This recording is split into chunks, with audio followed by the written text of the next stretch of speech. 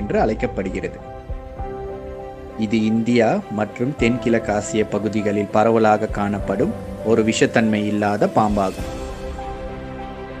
இந்த சாரை பாம்பு கழுத்தை விட தலையின் அளவு பெரிதாக இருக்கும். சாரை பாம்பின் செதில்கள் வளவளப்பாக இருக்கும். இந்த பாம்பு இனம் மஞ்சள், பச்சை, மஞ்சள் கலந்த பச்சை, பழுப்பு மற்றும் கருப்பு நிறங்களில் காணப்படுகிறது.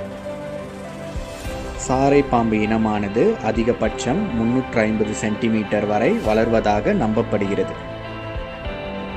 இந்த பாம்பு வேகமாக நகரக்கூடியது மற்றும் மரங்களில் வேகமாக ஏறும் தன்மையினை பெற்றுள்ளது. சாரை பாம்புகள் பகலிலே வேட்டையாடி இரையை தேடுகின்றன.